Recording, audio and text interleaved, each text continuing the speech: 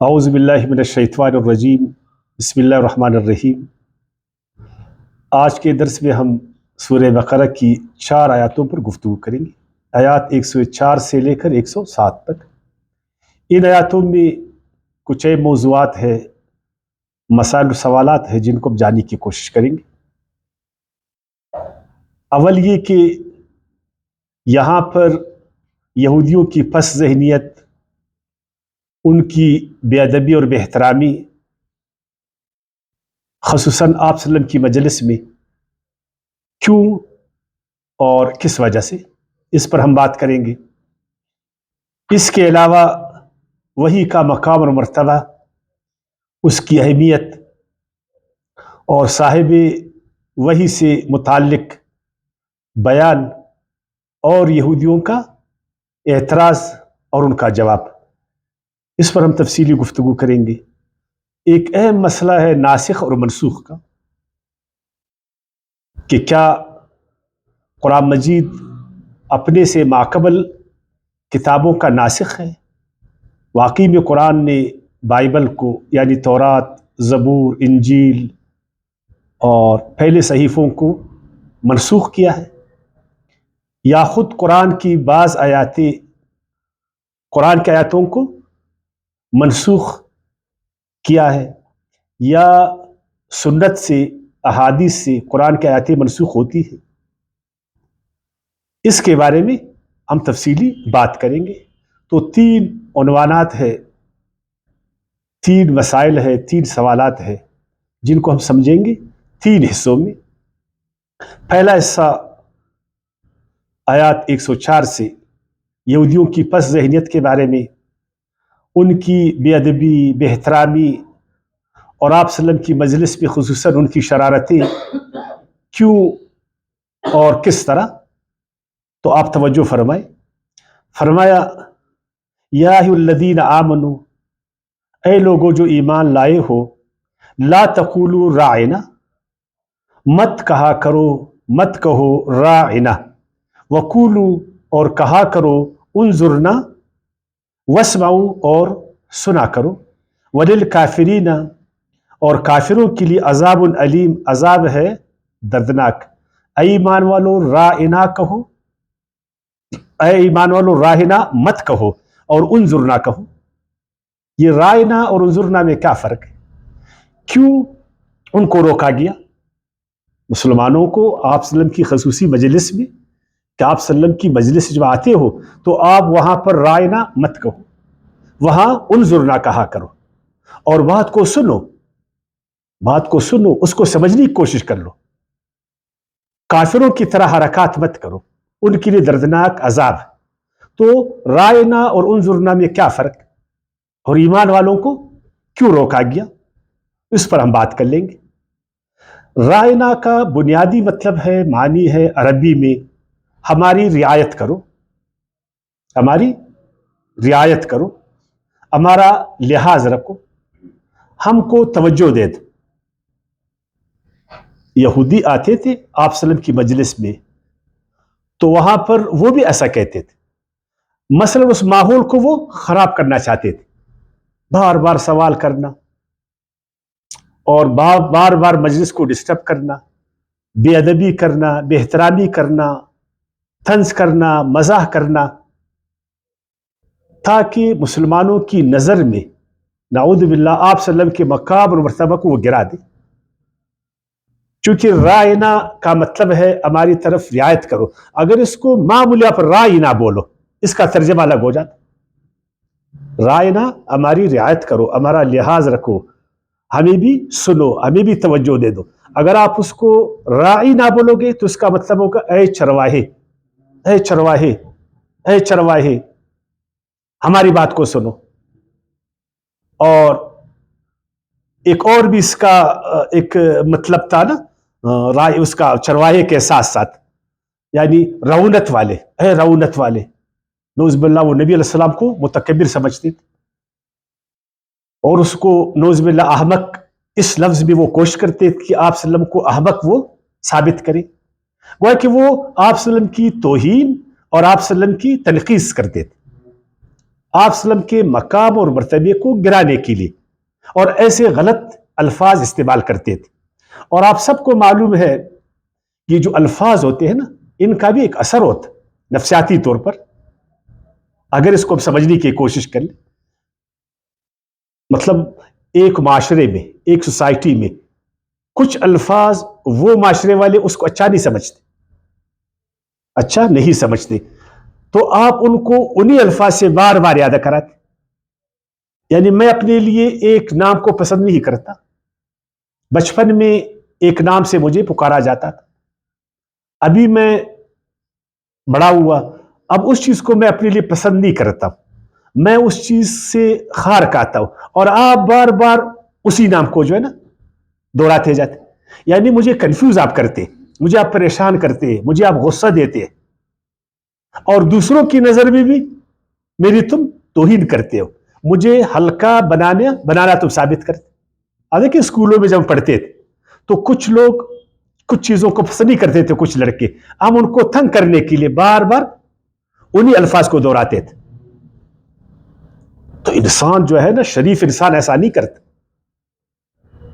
پھر انبیاء کرام، ان کا مقام اور مرتبہ، وہ اللہ کے قاصد ہے زمین، وہ اللہ کے سفیر ہے، انہی کے ذریعے اللہ تعالیٰ معاشروں کو تربیت دیتا، انہی کے ذریعے اللہ تعالیٰ انسانوں کو جنت کا دروازہ، جنت کا راستہ بتاتا، ان پر وہی نازل ہوتا، اور ان کا انبیاء کرام لمحہ لمحہ قیمتی، ان کا ایک ایک بات ان کا قیمتی ہے، ہر مجلس قیمتی ہے، اور اس قیمتی انسان کے اس قیمتی وقت کو، ان قیمتی الفاظ کو آپ اپنے تعصبات کا بینٹ چڑھائیں، ضد و عناد کا بینٹ چڑھائیں، اپنی ضد کو، عناد کو، حسد کو، تعصب کو الفاظوں کے پیکٹس میں آپ استعمال کریں، اور پھر مسلمان بیچارے ان کو بھی آپ اس راستے پر لگائیں۔ تو ایسے الفاظ ہم استعمال ہی کریں گے جو ذو معنی ہو، جس کے 2-3 مطلب نکلتے ہو۔ سقراط کہا کرتے تھے، بہت بڑے فلسفی ہے نا، اپنے شاگردوں کو خصوصاً، کہ میرے شاگردوں الفاظ کو صحیح معنوں میں استعمال کیا کرو، صحیح الفاظ استعمال کرو، صحیح الفاظ استعمال کرو، اور الفاظ کو صحیح معنوں میں استعمال کرو، اور الفاظ کا ایک نفسیاتی اثر ہوتا، اور ادب احترام تو آپ کو معلوم ہے نا، تمام انبیاء کرام اللہ کے رسول جتنے اخلاق والے انسان تھے، سب نے یہی درسیانہ کو دیا کہ ادب اور احترام کا لحاظ رکھو، ادب کا لحاظ رکھو، احترام کو سکو، توہین مت کرو، تنقیص مت کرو معاشرے میں، پھر خصوصاً ایسے لوگ جن کے ساتھ بہت سارے لوگ وابستہ ہیں۔ آج کی اصطلاح میں آپ اس کو قیادت کہہ سکتے، کوئی بھی قائد ہے، کوئی بھی لیڈر ہے، اس کے پیچھے ہزاروں، لاکھوں، کروڑوں لوگ ہیں۔ اب اگر آپ اس لیڈر کی تنقیص کرو گے، آپ اس کی توہین کرو گے، تو گویا آپ کروڑوں انسانوں کی تنقیص، توہین آپ کر رہے ہیں، اور ان کو آپ ٹھیس پہنچا رہے ہیں، ان کے جذبات کو آپ ٹھیس پہنچا رہے ہیں، ان کو آپ غصہ دلا رہے ہیں، آپ معاشرے میں افراتفری پیدا کر رہے ہیں، آپ انسانوں کے بیچ میں دشمنی پیدا کر رہے ہیں۔ اس لیے ہر شخص کو، خصوصاً مسلمانوں کو چاہیے کہ وہ تمام انسانوں کے ساتھ جب بات کرے نا، تو حسین طریقے سے کرے، وَقُولُوا لِلنَّاسِ حُسْنًا، اور اسی لیے ہمیں منع کیا اللہ تعالیٰ نے کہ آپ یہ جو مشرک ہے نا، ان کی خداؤں کو بھی غلط مت کہو، ان کو گالی مت دو، ان کی توہین مت کرو، ان کی تنقیص مت کرو، ان کی بے احترامی نہیں کرو، ورنہ وہ غصے میں آ کر پھر جو خدائے حقیقی ہے، خالق کی ہے، پھر اس کی تنقیص کریں گے، اس کی توہین کریں گے۔ اگر آپ کسی اور لیڈر ہے، کسی اور اس کی تنقیص اور توہین کرو، تو کل وہ پھر آپ لیڈر کا کرے گا، پھر معاشرے میں افراتفری پیدا ہوگا، صرف اس لیے کہ ہم نے مجلس کو خراب کرنا ہے، بس ہم نے مجلس کو خراب کرنا ہے، ہم نے اس شخص کو آگے نہیں جانے دینا، اس وجہ سے وہ ایسا کرتے تھے، اس وجہ سے وہ ایسا کرتے تھے، تو ان کو روکا گیا۔ تو آج بھی ہمیں ان باتوں سے روکا گیا کہ ہم راعنا بھی نہیں بولیں گے، ایسا لفظ نہیں بولیں گے جس کو دوسرا فرقہ، دوسرا آدمی غلط معنی دے دے کسی کے بارے میں بھی۔ اگر وہ لفظ اپنے اندر دوسرے کے لیے احترام کا وجہ نہیں بنتا تو ایسے الفاظ سے ہم اپنے آپ کو بچائیں گے. کاش کہ ہمارے مسلمان ایسا کرتے، لیکن ہم دیکھتے ہیں کہ آج ہم بھی لوگوں پر مفت کا طنز و مزاح کرتے، بڑے بڑے لیڈروں کی تنقید ہم کرتے، ان کی ہم توہین کرتے. ہم نہیں دیکھتے کہ ان کے پیچھے کروڑوں لوگ، ان کے پیچھے لاکھوں لوگ. ہر آدمی اپنے حسد، عناد، تعصب، اپنے غصے کا اظہار الفاظ میں کرتا. تو یہ الفاظ تو تیر کی طرح اگر یہ غلط لگ جائے نا تو چلنی کر دیتا ہے دوسرے کو. اور مسلمان معاشرہ وہ ادب کا معاشرہ ہوتا، یقین جانی وہ احترام کا معاشرہ ہوتا. ہمارا دین ہمیشہ ادب اور احترام سے کہتا ہے کہ تم نے انسانوں کا احترام کرنا ہے، معاشرے میں انسانوں کا تم نے ادب کرنا ہے، خصوصاً جب اس کے بڑے ہیں ان کا اپنے احترام کرنا ہے، ان کا اپنے ادب کرنا ہے. جب تک ہم احترام انسانیت کو نہیں سیکھیں گے تو آپ مجھے بتائیں ہم کس مقام پر کھڑے. اتنا بڑا شخص، دنیا کا سب سے نمبر 1 شخص جناب محمد صلی اللہ علیہ وسلم، اور ایک شخص اس کے مجلس میں اٹھے ایسے الفاظ استعمال کرے جس سے توہین کا وہ نکلے، معنی نکلے. کتنا غلط. یہ تھے یہودی، یہ تھا ان کا بغض و عناد جس سے ان کو روکا گیا. تو معلوم ہوا کہ آج ان آیاتوں کو پڑھ کر ہمیں بھی روکا گیا کہ ہم بھی اپنے مجلسوں میں، اپنے معاشرے میں، سماج میں، جدھر بھی ہم ہیں ایسے الفاظ کبھی استعمال نہیں کریں گے جس سے دوسرے انسان کی توہین یا تنقید. ایسے الفاظ کبھی استعمال کریں گے جس میں بے ادبی اور بے احترامی ہو. اپنے غصے کو اپنے ساتھ رکھو، بغض و عناد کو اپنے ساتھ رکھو، اس کو ختم کر لو، اپنے اندر کو مت چلاؤ، معاشرے کو بے سکون مت کر لو، ادب آداب کو سیکھو. یہ ہم لوگوں نے پڑھا. ابھی آتے ہیں دوسرے حصے کی طرف. تو فرمایا ما یود الذین کفر، نہیں چاہتے وہ لوگ جنہوں نے حق کو چھپایا ہے. کفرو کا مطلب انکار بھی ہے، لیکن میں نے کیا ترجمہ کیا؟ جنہوں نے حق کو چھپایا ہے جانتے بوجھتے. وہ جانتے ہیں کہ قرآن اللہ کی کتاب، وہ جانتے ہیں کہ جناب محمد صلی اللہ علیہ وسلم اللہ کے آخری نبی اور رسول ہے، اپنے بیٹوں سے بھی اس کو زیادہ جانتے. اور وہ جانتے ہیں کہ قرآن ہماری کتابوں کا مصدق اور مہیمن ہے. اس کے باوجود اپنا غصہ، اپنا تعصب، ضد، عناد، مفادات، مذہبی پیشوائیت، مذہبی مفادات، تو اس کی وجہ سے وہ پھر کیا کرتے ہیں ایسے کافر لوگ؟ وہ نہیں چاہتے. اسی طرح ولل مشرکین، نہیں چاہتے جنہوں نے حق کو جانتے بوجھتے چھپایا، جو حق کی مخالفت کرتے من اہل الکتاب، اہل کتاب میں سے. سارے اہل کتاب نہیں، سارے اہل کتاب شریر نہیں ہے. آج بھی سارے اہل کتاب، سارے عیسائی، سارے یہودی وہ بے احترام نہیں ہے، بے ادب نہیں ہے کہ وہ اٹھے اور سرکار دو عالم وسلم اس کی تنقید کرے. ہاں کچھ ایسے بدبخت لوگ ضرور ہیں، وہ کافر ہے جو حق کو چھپاتے، اور خصوص وہ جو مذہبی لوگ ہوتے جن میں مذہبی تعصب ہے وہ. اور اسی طرح مشرک وہ کیا پسند نہیں کرتے؟ ان ينزل علیکم من خیر، کہ نازل ہو آپ پر اے پیغمبر خیر. اس خیر کو وہ آپ کے لیے پسند نہیں کرتے، حالانکہ یہ خیر سب کے لیے اللہ کی طرف سے. یہ قرآن صرف عربیوں کے لیے نہیں ہے، یہ قرآن صرف مکے والوں کے لیے نہیں ہے، یہ قرآن اللہ تعالیٰ کی طرف سے ہدی للناس، سارے انسانوں کے لیے. یہ خیر الناس سب کے لیے. لیکن کیا کرے کہ وہ، میں نے کہا کہ وہی مذہبی مفادات ہے، مذہبی مفادات، وہی تعصب، وہی حسد، وہی تکبر.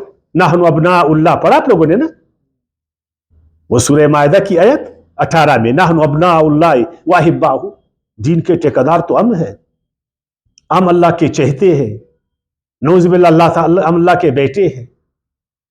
اور اللہ یہ خیر، یہ وحی، یہ قرآن ہماری بجائے یہ عربیوں کو کیوں دے رہا ہے؟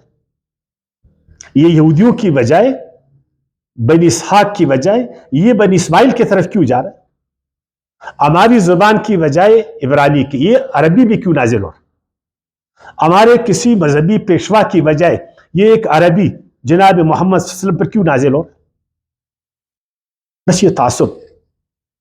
حالانکہ قرآن اللہ کا کلام ہے، یہ اللہ کی کتاب ہے، یہ جناب مسلم کا کلام نہیں ہے، یہ اس کی کتاب نہیں ہے، عربوں کی کتاب نہیں ہے، عربوں کے لیے نہیں ہے، نہ عربوں کی کتاب ہے، نہ عربوں کے لیے، سب کے لیے، تمام انسانوں کے لیے۔ لیکن آپ کو مذہبی لوگوں کا تعصب کو معلوم ہے نا کہ وہ دوسرے کو برداشت نہیں کرتے، وہ دوسروں کو نہیں برداشت کرتے، وہ اپنے آپ کو اکیلا دین کا ٹھیکیدار سمجھے گا، اپنے آپ کو دین کا اجارہ سمجھے گا، کوئی دوسرا آئے گا دین کا کام کرے گا، وہ اس کے پاؤں کو کاٹے گا، اس کو کمزور کرے گا، اس کو بانے رکھے گا۔ اس میں تعصب ہے، کیونکہ مذہب میں اس کو کافی مفادات حاصل ہے نا، اس کو کافی مفادات حاصل ہے، تو وہ کبھی نہیں چاہے گا کہ یہ خیر ان کی وجہ دوسروں کو پہنچے۔ اللہ تعالیٰ نے اس آیت میں قرآن کو کیا کہا؟ خیر۔ وحی کو کیا کہا؟ خیر۔ یہ خیر کا کیا معنی ہے؟ خیر تو عربی کا لفظ ہے، خیر شر کا ضد۔ شر اس کام کو کہتے ہیں جس میں نقصان ہے نا، جو اچھا کام نہیں ہو، بولتے یار یہ شر ہے، یہ شریر آدمی ہے۔ تو خیر کا ترجمہ ہے ہر وہ چیز، ہر وہ کام جو مفید ہو۔ نمبر 2 وہ پسندیدہ ہو۔ نمبر 3 اس میں فضیلت اور برتری ہو، شرف ہو اس میں۔ تو قرآن جو ہے ایک پسندیدہ کتاب، ایک پسندیدہ کتاب، قرآن ایک مفید کتاب، تمام انسانیت کا فائدہ اس قرآن میں، ہر پسندیدہ چیز آپ کو قرآن میں ملے گا، کوئی ایسی بات قرآن میں نہیں ہے جو ناپسندیدہ ہو، جو ناپسندہ ہو، کوئی ایسی بات حکم قرآن میں آپ کو نہیں ملے گا جو نقصان دہ ہو، اگر ہم اس کو غور سے پڑھیں۔ جو لوگ اعتراض قرآن پر کرتے بالکل غلط کرتے۔ قرآن خیر کی کتاب، اس میں کوئی شر کی بات نہیں، کوئی ایسی بات نہیں جس میں انسانوں کا فائدہ نہ ہو۔ ایک چیز آپ کو نقصان لگے تو لگے، لیکن دوسروں کے لیے تو خیر ہے۔ پر بہت ساری چیزیں ہمارے لیے بظاہر ہمارے لیے وہ اچھی نہیں لگتے، لیکن ڈاکٹر ہمیں کہتے ہیں کہ یہی چیز آپ نے کرنی، ڈاکٹر کی نظر وہ چیز ہمارے لیے کیا ہوتا ہے؟ خیر ہوتا۔ مجھے میٹھی چیزیں پسند ہے، لیکن میری بیماری کے ساتھ وہ لگاؤ نہیں کرتا، تو ڈاکٹر کہتا ہے آپ کے لیے یہ غلط ہے، لیکن میرے لیے ٹھیک ہے، لیکن ڈاکٹر کیا کہتا ہے؟ یہ غلط ہے تمہارے لیے۔ تو اگر قرآن کی ایک بات مجھے ایسا لگے کہ بظاہر اس میں میرا نقصان، لیکن اس میں سوسائٹی کا فائدہ ہے، اس میں معاشرے کا فائدہ ہے، بے شک آپ کو عارضی نقصان ہے، لیکن آپ کو مستقبل میں اس کا فائدہ ہے، تو قرآن خیر ہے۔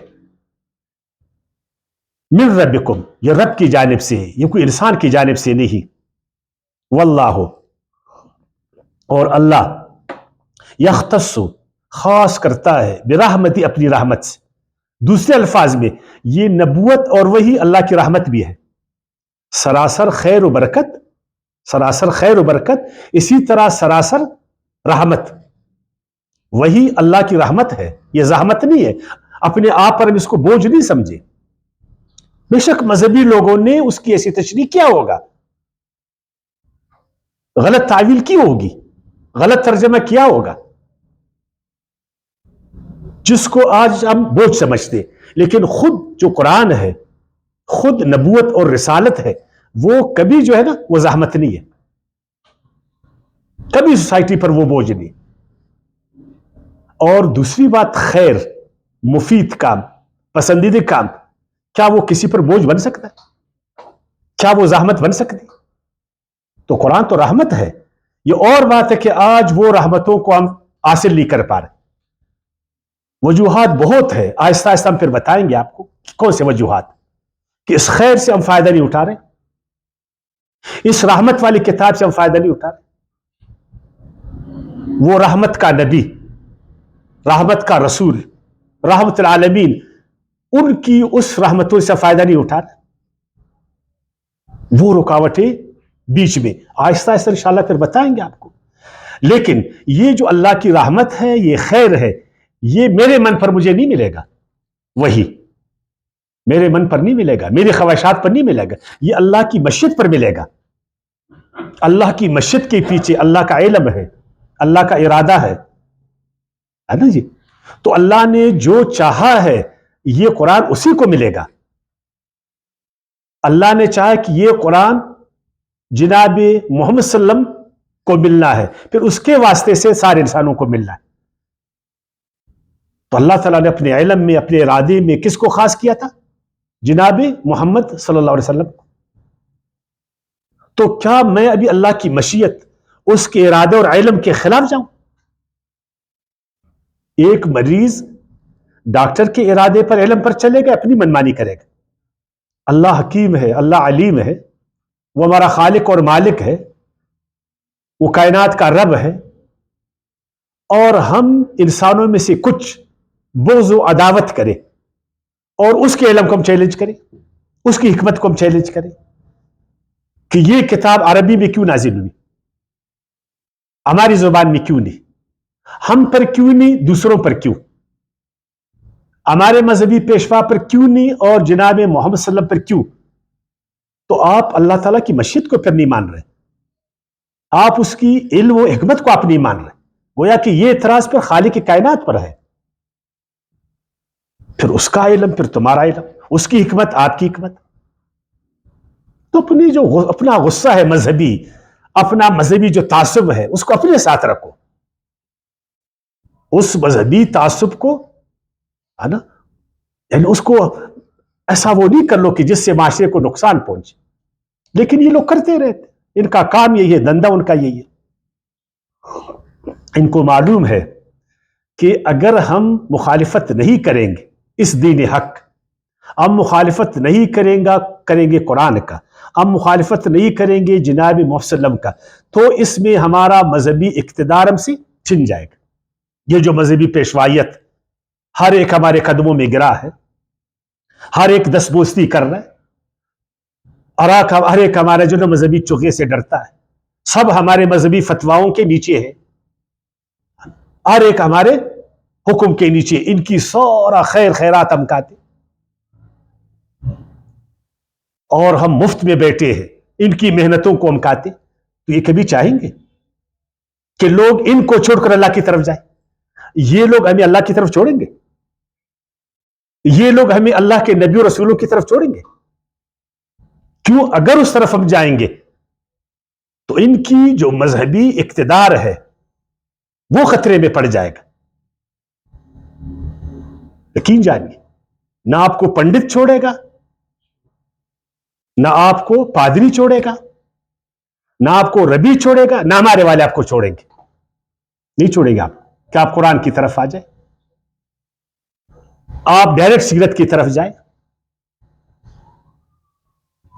تو اپنے مذہبی پیشوائیت، مذہبی اقتدار، مذہبی مفادات، مذہبی تشریحات، اس کی وجہ سے تمام دنیا کو انہوں نے قرآن سے محروم کر دیا، قرآن سے ان کو دور کر دیا، کر کے مخالفت، پروپیگنڈا، مخالفت. تو آج کیا حالت بنے گی، کتنا کس کا نقصان ہوا؟ کل اللہ تعالیٰ نہیں پوچھے گا. واللہ ذو الفضل العظیم، اللہ جو ہے وہ فضل والا ہے، اللہ تعالیٰ فضل والا ہے. وہ اپنا یہ فضل اپنے علم سے، اپنے ارادے سے، اپنی مشیت سے جس پر چاہے کرے. تم کون ہوتے ہو پوچھنے والے؟ وہ کائنات کا خالق ہے، وہ مختار ہے کل. ہم کون ہوتے ہیں اس کو چیلنج کرنے والے؟ ابھی آتے ناسخ و منسوخ کی طرف. ایک اہم مسئلہ ہے، اس کو ہم نے آسانی کے ساتھ سمجھنا ہے، بہت آسانی کے ساتھ. یہ ناسخ و منسوخ کیا ہے، اس کا معنی اور مطلب تو بعد میں کریں گے. ایک چیز مشہور ہے نا، وہ یہ مشہور ہے کہ قرآن نے ماقبل جو الہامی کتابیں، آسمانی کتابیں، ان کو منسوخ کیا. تورات کو منسوخ کیا ہے، زبور کو منسوخ کیا ہے، انجیل کو منسوخ کیا ہے، باقی جو صحیفے انبیاء کرام اور رسولوں پر آئی کتاب ان کو منسوخ کیا ہے نا. ہم سب یہ بولتے ہیں نا. لیکن ان باتوں کو وہ لوگ نہیں مانتے. کبھی تورات والے نہیں مانیں گے کہ قرآن نے ہماری کتاب کو کیوں منسوخ کی, اور وہ نہیں مانیں گے کہ انجیل کو کیوں منسوخ کی. وہ نہیں مانیں گے, ابھی بھی نہیں مانتے. باقاعدہ وہ دلیل دیتے, باقاعدہ تورات سے, زبور سے, انجیل سے, اور وہ کہتے ہیں قرآن میں کہاں لکھا ہے کہ قرآن نے جو ہے نا ماقبل کتابوں کو منسوخ کی. قرآن میں تو یہ لکھا ہے قرآن ان کتابوں کا مصدق ہے نا. قرآن ان کتابوں کا کیا ہے؟ مصدق ہے, ان کی تصدیق کرتا ہے. قرآن میں تو یہ لکھا ہے کہ قرآن مہیمن ہے, ان کتابوں کی حفاظت کرتا ہے. اب قرآن تو مہیمن ہے ان کتابوں پر, ان کو منسوخ کیسا کرے گا؟ قرآن تو مصدق ہے, ان کو منسوخ کیسا کرے گا؟ یا تو ایسا کرے نا, آیات ہے سورہ مائدہ کی آیات 48 میں پڑھے, سورہ مائدہ کی آیت 48 میں, کہ قرآن ان کتابوں کا ناسخ نہیں ہے. قرآن نے ان کتابوں کو منسوخ نہیں کیا ہے. اللہ اپنی کتاب کو کیوں منسوخ کرے گا؟ اللہ اپنے دین کو کیوں منسوخ کرے گا؟ اللہ اپنے علم کو منسوخ کرے گا. اصلی جو تورات, اصلی تورات, اوریجنل بائبل اللہ کا کلام ہے نا, اللہ کی کتاب, اس میں اللہ کا دین ہے نا, وہ حق پر ہے نا, اس میں نور ہے نا, یا نہیں ہے نور؟ تو اس نور کو کیسا اللہ تعالیٰ منسوخ کرے گا؟ اللہ تعالیٰ تو فرماتے ہیں نا, وہ اب لوگوں نے پڑھا تھا سورہ مائدہ کی آیات اس میں 66 میں, وَلَوْ أَنَّهُمْ أَقَامُوا التَّوْرَاةَ وَالْإِنْجِيلَ وَمَا أُنزِلَ إِلَيْهِمْ مِنْ رَبِّهِمْ لَأَكَلُوا مِنْ فَوْقِهِمْ وَمِنْ تَحْتِ أَرْجُلِهِمْ. اگر وہ لوگ قائم رکھتے تورات کو, انجیل کو اور قرآن کو جو نازل کیا گیا ہے ان کے رب کی طرف سے, لَأَكَلُوا مِنْ فَوْقِهِمْ وَمِنْ تَحْتِ أَرْجُلِهِمْ, تو آسمان سے بھی اللہ تعالیٰ کی برکتیں لے لیتے اور زمین سے بھی لے لیتے تھے. اللہ کہتا ہے اگر وہ تورات کو قائم کرے, اگر وہ انجیل کو قائم کرے, اگر وہ قرآن کو قائم کرے مل کر سب جو مذہبی لوگ, تو آسمان اور زمین کے برکات کے دروازے ان پر کھل جائے. تو کیسا پھر قرآن اس کو منسوخ کرے گا؟ ہے نا. قرآن تو کہتے ہیں کہ اس کو قائم کرو, جو اصلی تورات ہے اس کو قائم کرو, جو اصلی انجیل اس کو قائم کرو, جو اصلی زبور اس کو قائم کرو, جو قرآن اس کو قائم کرو, مل کر قائم کرو. اللہ کی ہر کتاب اللہ کی کتاب. اللہ تعالیٰ نے تو یہ بھی فرمایا قرآن مجید میں نا انبیاء کرام کے بارے میں, سورہ شورا آیات 13 میں, شرع لکم من الدین ما وصی بہ نوحا والذی اوحینا الیک وما وصینا بہ ابراہیم وموسیٰ وعیسیٰ ان اقیموا الدین. اللہ فرماتا ہے کہ میں نے مشروع کیا, میں نے وصیت کی سارے انبیاء کرام کو, نوح علیہ السلام سے لے کر جناب محمد صلی اللہ علیہ وسلم تک, کہ ان سب نے مل کر دین کو قائم کرنا ہے. تو دین منسوخ ہوتا ہے؟ دین تو حق منسوخ ہوتا ہے. 2 اور 2 4 ہے, یہ کبھی کینسل ہو جائیں گے؟ سچائی کبھی منسوخ ہوتا ہے؟ لیکن ہمارے ہاں یہ مشہور ہے کہ قرآن نے ان کو منسوخ کیا. کہاں ہے وہ آیت کہ قرآن نے جو ان کو منسوخ کی اصلی تورات کو؟ میں اصلی تورات ہمیشہ بولتا ہوں, اصلی انجیل, کیونکہ وہ جو ان کی ملاوٹیں ان کو میں نہیں بولتا. اور یہی بات آپ انجیل میں بھی جا کر پڑھیں.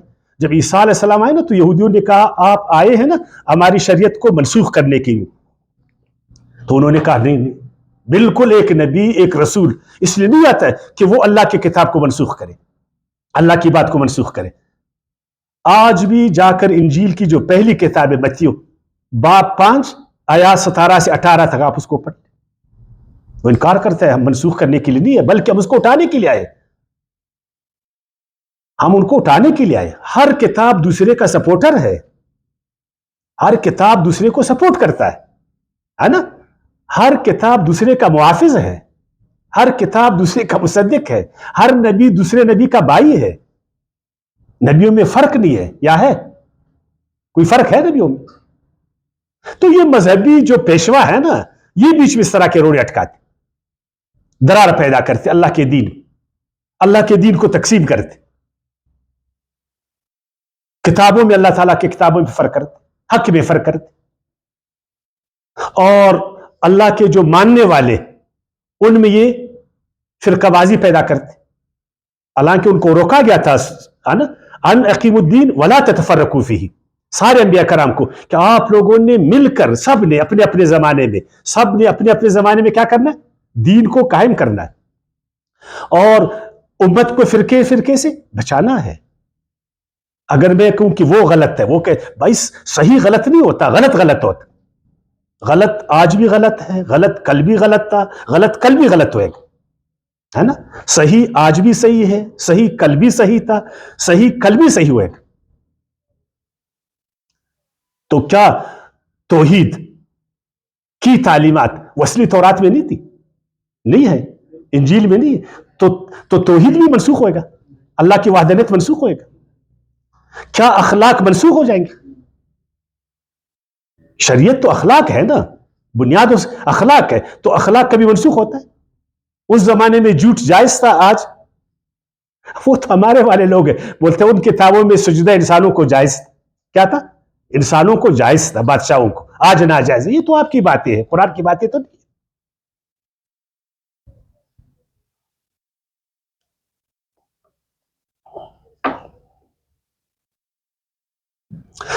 اور یہی بات پطرس، یہ بھی انجیل میں ان کا ایک بڑا بزرگ ہے نا، اس کے کچھ خطوط ہے، خط نمبر 1 میں، خط نمبر 1 باب 1 اور آیات 25، اس میں بھی اس نے لکھا ہے کہ بھائی ہم اس لیے نہیں آئے کہ ہم ماقبل شریعتوں کو منسوخ کریں، ہم اس لیے نہیں آئے کہ ہم ان کو منسوخ کریں۔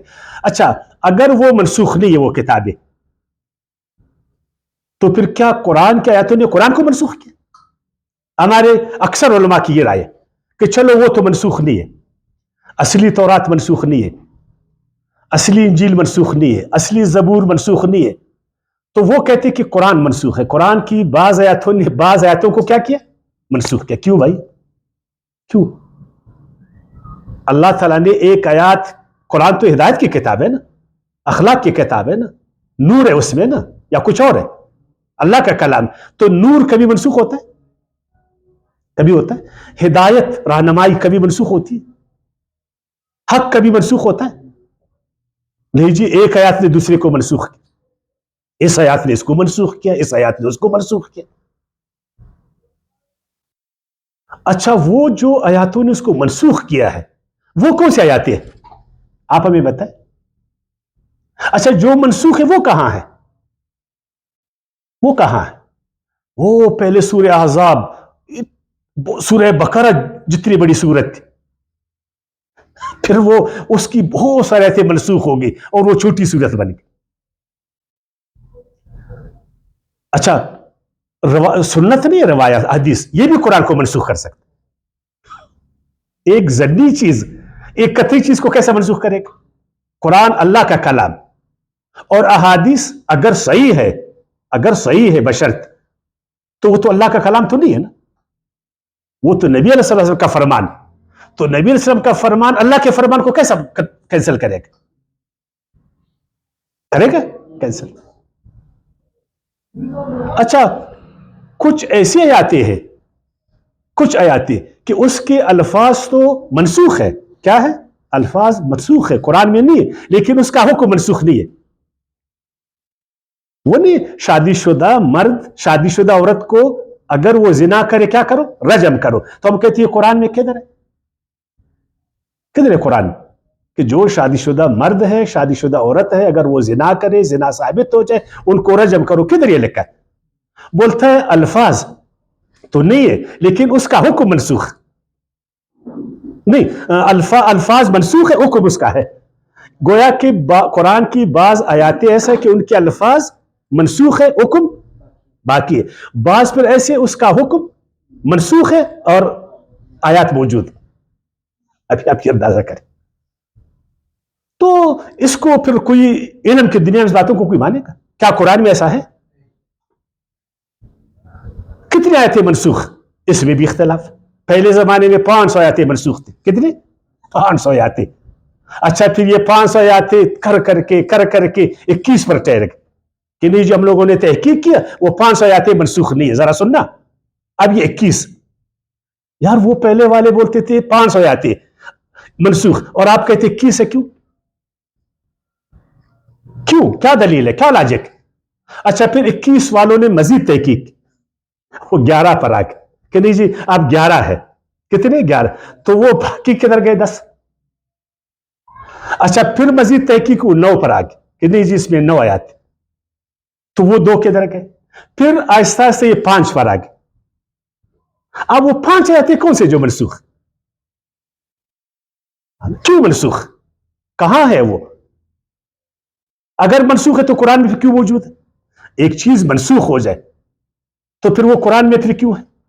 آپ نے ایک چیز کو آئین سے نکالا, ترمیم کر کے آئین سے نکالا, تو پھر اس چیز کو دوبارہ اس آئین میں چھوڑو گے تو پھر وہ قرآن میں کیوں موجود ہے؟ تو اس طرح کی انہوں نے باتیں کی ہے نا, اور ہم مانتے. اچھا عجیب ہے کہ جب ہم اس طرح کی باتیں کرتے وہ ہم پر اٹیک کرتے, بولتے جو ناسخ اور منسوخ کو نہیں مانتا وہ گمراہ ہے, اور وہ بڑا فتویٰ کیا ہے ان کے پاس, کافر ہے. چھوٹا فتویٰ گمراہ ہے, بڑا فتویٰ کافر. جو قرآن کا دفاع کرے وہ گمراہ ہے نا, جو قرآن کو حق کی کتاب کہے وہ گمراہ ہے.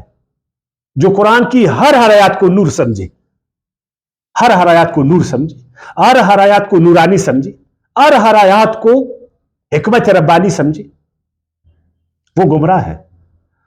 اور جو منمانی کرے 500 کو 20 پر لائے, 21 پر, 21 کو 19 پر لائے, 19 کو 11 پر لائے, 11 کو 5 پر لائے, نہیں جی پھر وہ بالکل صحیح ہے. ان کے ساتھ ہم بات نہیں کر سکتے. یہ مذہب کے ٹھیکیدار ہے, یہ مذہب کے اجارہ دار ہے.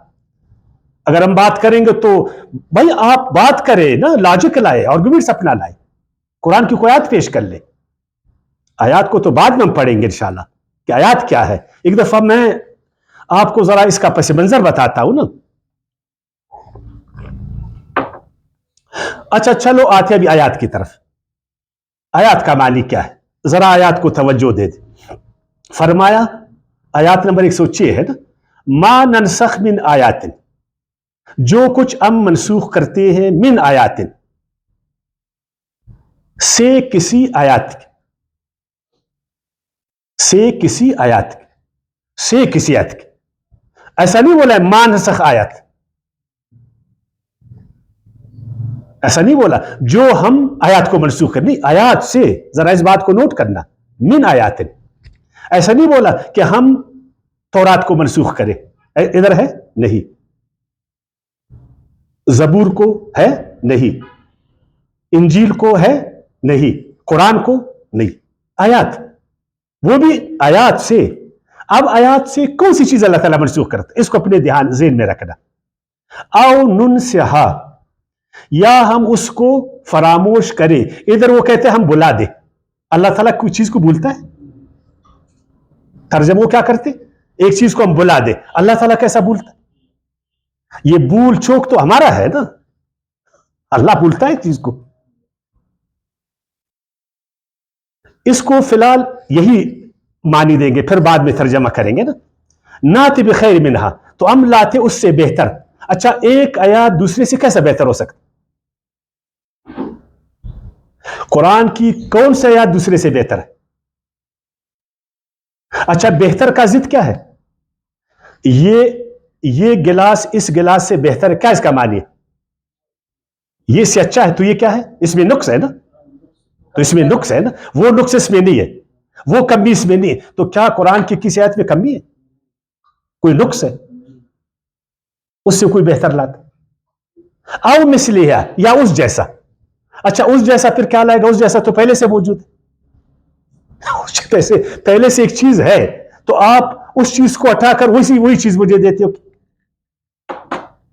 یعنی میرے پاس یہ گلاس ہے, آپ کہتی یہ گلاس ٹھیک نہیں ہے, میں اس کے بدلے دوسرا گلاس, تو دوسرا گلاس اس سے اچھا ہوئے گا نا. اور اگر آپ یہی گلاس دوبارہ مجھے دیں گے تو اس کو آپ کینسل کہتے ہو. او مثلہا, الم تعلم ان اللہ, کیا آپ نہیں جانتے کہ بے شک اللہ علی کل شیء قدیر, ہر چیز پر قادر ہے؟ بالکل قادر ہے. اس کی قدرت کا کوئی مسلمان کوئی مومن انکار نہیں کرتا. کسی کو ہے انکار اللہ کی طاقت کا؟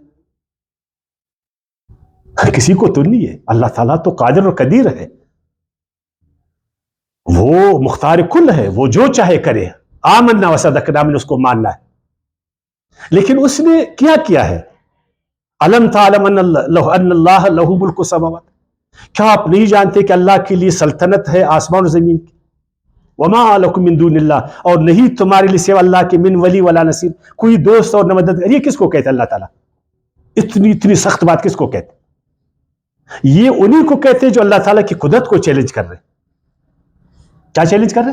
اللہ کی سلطنت کو چیلنج کر رہے, اللہ تعالیٰ کے اختیار کو چیلنج کر رہے, اللہ تعالیٰ کی مشیت کو چیلنج کر رہے, ہے نا, اللہ تعالیٰ کے علم اور ارادے کو چیلنج کر رہے. وہ کون تھے؟ وہ یہودی تھے نا. وہ کون تھے؟ جب اللہ تعالیٰ نے یہ خیر قرآن کی شکل میں آپ صلی اللہ علیہ وسلم کو دیا تو انہوں نے انکار کیا نا. تو اللہ کہتا ہے کہ ہمیں کیوں نہیں ملا؟ اللہ تعالیٰ کہتے ہیں میرا کام ہے, یہ میری مشیت. بادشاہ میں ہوں, میں جس کو جو ہے نا وزیر بناؤں. تم کون ہوتے مجھ سے پوچھنے والے؟ میں خالق ہوں, میں مالک ہوں, میں رب ہوں کائنات کا. اپنے علم سے, اپنے ارادے سے, اپنی حکمت سے میں جس کو نبی بناؤں. تم کون اس کو چیلنج کرنے والا؟ میں اپنی کتاب کو عربی میں نازل کروں, عبری میں نازل کروں, سریانی میں کروں, اور میں آپ کون ہوتے ہو اس پر اعتراض کرنے والا؟ تو اب یہودیوں نے اعتراض کیا کہ قرآن پر کیا تھا نا, تو اس قرآن کی جگہ پر یہ آیات آیا, ما ننسخ من آیات. اب انہوں نے, جس طرح میں بار بار کہتا ہوں, بڑا آسان ہے, بار بار کہتا ہوں کہ انہوں نے اصلی تورات میں اپنی من گڑت باتوں کو بھی ڈالا تھا. من مانی تعویل, من تشریعات, من مانی ترجمے, من مانی تفسیریں, اپنی تاریخ, اپنی روایات, اپنے فتوے, سب کو اس نے بر دیا تھا, گڈ مٹ کر دیا تھا. اللہ کی بات اور ان کی بات میں عام آدمی فرق نہیں کر سکتا تھا, ہر آدمی کنفیوز تھا. یہی حالت انجیل کا انہوں نے بنایا تھا, یہی حالت انجیل. اب اللہ نے چاہا کہ وہ جو اصلی انجیل ہے, وہ جو سونا ہے, اس سے کوٹ کو کیا کیا جائے؟ الگ کیا جائے. کوٹ کون تھا؟ ان کی من گڑت باتیں تھیں جو انہوں نے القاء کیا تھا. یعنی دین کو الگ کرے اور مذہب کو الگ کرے. اصلی دین جو اللہ کا دین ہے وہ الگ ہو, اور جو ملا کا دین ہے وہ الگ ہو, جو اس کا مذہب, اس کے فتوی. اللہ تعالیٰ سونے کو کوٹ سے الگ کر رہا تھا. قرآن فرقان ہے نا, مصدق ہے نا, محافظ ہے نا. اب چونکہ قرآن تو مہیمن تھا, قرآن تو فرقان ہے, وہ تو مصدق ہے. اب جب اس نے ان کا پول کھولا کہ بھائی اصلی تورات یہ ہے, اور یہ جو تم نے اس میں اپنی من گڑت باتیں ڈالی, یہ تورات نہیں ہے, اصلی انجیل تو یہ ہے. اور جو تم لوگوں نے من مانی کیا ہے, ان کو خار آیا اس کہ قرآن ہمارا پول کیوں کھول رہے, ہمارے جھوٹ کو کیوں ظاہر کر رہے, ہماری من گڑت روایات, من گڑت تفسیریں, من گڑت فتوے, من گڑت تشریحات, من گڑت ترجمے, ان کو کیوں قرآن ظاہر کر. اب اس میں اس کو نقصان تھا نا, کیونکہ وہ مذہبی اقتدار اپنے مذہب سے اس نے حاصل کیا تھا. مذہبی اقتدار اس نے اپنے فتووں سے. اب جب اس کا مذہبی اقتدار خطرے میں پڑا, اس نے آگے سے جو نا قرآن کو چیلنج کیا کہ جی قرآن اصلی کچھ باتوں کو چھوڑتا ہے, کچھ باتوں کو رد کرتا ہے. کیوں؟ کچھ باتوں کو چھوڑتا ہے, کچھ کو رد کیوں کرتا ہے؟ اور کچھ باتیں اور قرآن میں کیوں ہے؟ کچھ باتیں اور, یہ اس کا جواب یہ آیات کہ قرآن اس باتوں کو چھوڑتا ہے جو اصلی ہے, جو اصلی تورات ہے اس کا وہ مصدق ہے, اس کا وہ سپورٹر ہے, اس کا وہ مہیمن ہے نا جی. تو آپ کو کیا غصہ ہے؟ یہ تو اچھی بات ہے. دیکھو ایک سونار کے پاس جب ہم سونا لے جاتے تو وہ کوٹ کو الگ کرتا ہے اس سے نا, سونے کو الگ کرتا ہے. تو قرآن کا تو کام یہی ہے کہ وہ اصلی تورات کو ظاہر کرے گا لوگوں پر, جو تمہاری من گڑت باتیں اس کو رد کرے گا. بس یہ بات تھی. جو ہم چھوڑتے ہیں اس میں بھی خیر ہے، جس کو ہم لیتے ہیں اس میں بھی خیر. جو اچھی بات کو لیں گے انسانیت کا خیر، جو غلط بات کو رد کریں گے اس میں بھی انسان کا خیر ہے. اور کچھ چیزیں ایسی ہیں نا، کچھ ایسی چیزیں جو ہم شریعت میں لاتے وہ بالکل اسی طرح جس طرح شریعت موسوی تھا اس کا مثل ہے، نہ اس سے اوپر ہے نہ اس سے نیچے. دیکھو، ایک ہے دین، ایک ہے شریعت، ایک ہے منہج. دین تو کبھی کینسل نہیں ہوتا، یا ہوتا ہے کینسل؟ شریعت دین کی عملی تشریح کرتا، اور منہج ایک طریقہ اس کا بتاتا کہ اس کو اس زمانے میں کیسا اس پر عمل کیا جائے.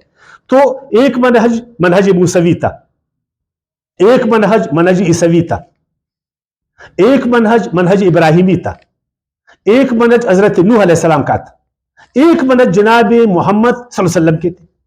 تمام مناہج ایک دوسرے سے ملتے جلتے، اس میں کوئی فرق نہیں ہے. دیکھیں، قرآن مجید کی ساری آیتیں محکم ہے یا نہیں ہے؟ یا متشابہ ہے نا. دو قسم کی آیتیں قرآن میں، یا محکم منسوخ ہوتا ہے، متشابہ تو ویسے بھی نہیں ہوتا، ویسے بھی تو نہیں ہوتا ہے. تو یہ جو منہج آپ صلی اللہ علیہ وسلم نے ایک منہج دین کا قرآن میں بیان ہوا ہے نا، تم کو لگتا ہے کہ یہ منہج حضرت موسیٰ کے منہج سے الگ ہے. الگ نہیں ہے، اس کے مثل ہے. یہ اس زمانے میں وہی منہج اچھا تھا، اور آج کے زمانے میں یہ منہج درست، اور ایک منہج دوسرے کو منسوخ نہیں کرتا، اس کا مثل ہوتا. اسی لیے میں کہتا ہوں نا، ہم نے آج کے زمانے میں تمام منہج سے ہم نے فائدہ اٹھانا ہے. یقین جانیے، کبھی منہج نوح ہمیں کام دے گا، اس لیے ہم اس کو منسوخ نہیں ٹھہرتے نا. کبھی ہمیں منہج موسوی کام دے گا، کبھی ہمیں منہج ابراہیمی کام دے گا، کبھی ہمیں منہج عیسوی کام دے گا. اور محمد صلی اللہ علیہ وسلم کا منہج تو ہے اپنا منہج، کیا فرق ہے اس میں؟ وہ تو اس کا مثال ہے. بس ایک آیات پڑھوں گا نا، اس آیات کو آپ انشاءاللہ اچھی طرح سمجھیں گے. آپ نکالے سورہ حج کی آیات، سورہ حج کی آیات 52. ذرا غور سے پڑھے کن چیزوں کو اللہ تعالیٰ منسوخ کرتے، ذرا سنیں غور سے. ملا آپ لوگوں کو؟ وما ارسلنا من قبلک من رسول ولا نبی الا اذا تمنى القى الشیطان فی امنیتہ. ملا آپ لوگوں کو؟ وما ارسلنا من قبلک من رسول ولا نبی، اے میرے پیغمبر، اور نہیں بھیجا ہم نے آپ سے پہلے کوئی بھی رسول اور نہ کوئی نبی، الا اذا تمنا، لیکن جب بھی اس نے تمنا کی، ایک پروگرام دیا وحی کے ذریعے. تمنا کا مطلب قرات نہیں، ایک پروگرام دیا اس نے اس کو وحی ظاہر کیا، ایک منہج دیا اللہ کے اذن سے، ایک شریعت دی اللہ تعالیٰ کے اذن سے. القى الشیطان فی امنیتہ، پھر جب وہ نبی اس دور سے گزر گیا، یا اپنے دور میں شیطان نے اس پروگرام میں اپنا گڑبڑ شروع کی. کیا کیا؟ میل ملاپ سے شروع کی، یعنی پروپیگنڈا کی کہ بھائی یہ جو آپ صلی اللہ علیہ وسلم کی بات ہے نا، اصل میں ایسا نہیں ہے، یہ بات تو اس طرح ہے. اپنی تفسیروں سے من گڑت ہے نا، اپنے ترجموں سے من گڑت ترجموں سے، من گڑت روایت سے، من گڑت تاریخ سے اس نے اس پیغمبر کے حلیے کو بگاڑنا چاہا. دیکھیں، جناب نوح علیہ السلام آئے، اس نے اللہ کا دین دیا، شریعت دی، ایک منہج بتایا، ایک پروگرام دیا. وہ اس دنیا سے رخصت ہوئے. اب شیطانی قوتوں نے، چاہے وہ جنی ہے چاہے انسی ہے، انہوں نے اس پروگرام میں، اس شریعت میں اس نے کوشش کی کہ بگاڑ پیدا کرے، اپنی منمانیاں کرے. دیکھو آیات کو، القى الشیطان فی امنیتہ، اس کی امنیت میں، یعنی اس پروگرام، اس وحی میں. اب اللہ تعالیٰ نے چاہا کہ دوسرے نبی کے ذریعے سے اس کو کیا کرے؟ صاف کرے. اب آدھے آیت ہے فَيَنْسَخُ اللَّهُ مَا يُلْقِي الشَّيْطَانُ، تو منسوخ کیا اللہ نے، منسوخ کرتا ہے اللہ تعالیٰ ما یلقی الشیطان، جو شیطان القاء کرتا ہے. تو قرآن کس چیز کو منسوخ کرتا ہے؟ شیطان القاء شیطانی کو کرتا ہے. خدا کے بندے، اس نے جو آیات میں گڑبڑ کیا، من آیات، اس آیات میں جو اس نے گڑبڑ کیا ہے، اس آیات کی غلط تشریح کی ہے، اس آیات کا غلط ترجمہ کیا ہے، اس آیات کو اور روایاتوں سے جو ہے نا چھپایا ہوا ہے، اس آیات کو کنفیوز کیا ہے. کیا کیا؟ اس آیات کو اپنی جگہ سے ہٹا کر دوسرے جگہ میں لے گئے. جس کو تحریف کہتے ہیں. یحرفون الکلم عن مواضعہ، تحریف کی ہے. اس آیات کو بدل کر ایک اور معنی مفہوم دیا ہے. کس نے؟ شیطانوں نے. شیطان انسانوں میں بھی ہے اور جنات میں بھی. تو اللہ تعالیٰ بھی کس کو منسوخ کرتا ہے؟ شیطانی القاء کو. اور ہم کیا کہتے ہیں؟ اصلی تورات کو منسوخ کیا. ہم کیا کہتے ہیں؟ قرآن کو منسوخ کیا. ہم کہتے ہیں قرآن کی آیتوں کو منسوخ کیا. کون سی آیات ہے جس کو جو ہے نا اللہ ہے نا اس آیات کو ہمارے سامنے، وہ ساری آیتوں کا انشاءاللہ ہم ترجمہ کریں گے کہ کون سی آیت منسوخ. اور ہر آیات آئے گا نا، کوئی آیت منسوخ نہیں ہے قرآن. دیکھیں، ایک آیات ہے وضو کے بارے میں، ایک آیات ہے تیمم کے بارے میں. تو کیا تیمم والی آیات نے وضو والی آیت کو منسوخ کیا؟ نہیں. اپنے جگہ پر وضو، اپنے جگہ پر منسوخ نہیں ہے. یہ شراب کے بارے میں 3 آیاتیں، کیا ایک آیت دوسرے کو منسوخ کرتا؟ نہیں کرتا. پہلے زمانے میں 50 نمازیں تھیں، پھر اللہ نے ان کو منسوخ کیا 5 لاکھ. 50 نمازیں کوئی پڑھ سکتا ہے دن میں؟ کیا یہ دن پہلے بڑے تھے؟ اس طرح کی باتیں اب کیوں کرتے ہیں نا. اللہ تعالیٰ نے صاف فرمایا سورہ حج میں نا، فَيَنْسَخُ اللَّهُ مَا يُلْقِي الشَّيْطَانُ ثُمَّ يُحْكِمُ اللَّهُ آيَاتِهِ. پھر اللہ تعالیٰ اپنی آیتوں کو کیا کرتا ہے؟ ترجمہ کرے نا، مضبوط کرتا ہے. اور ہم کیا کہتے ہیں؟ اللہ اپنی آیتوں کو منسوخ کرتا ہے. ہم کیا بولتے ہیں؟ اللہ اپنی آیتوں کو منسوخ کرتے ہیں. اور اللہ کیا فرماتا ہے؟ اللہ اپنی آیتوں کو محکم کرتا ہے، مضبوط کرتا ہے، نہیں منسوخ کرتا. کتنا بڑا فرق ہے. یہ کو قرآن کی آیات ہے نا، آپ کریں ترجمہ. وہ ایک اور ترجمہ اس کا کرتے، وہ پھر انشاءاللہ سورہ حج میں آپ کو بتائیں گے. کیا وہ سلمان رشدی کے حوالے سے تو آپ جانتے ہیں نا، وہ جو اسٹینڈک ورسز نے لکھا تھا، شیطانی آیت، وہ اس آیات سے اس نے لکھا تھا.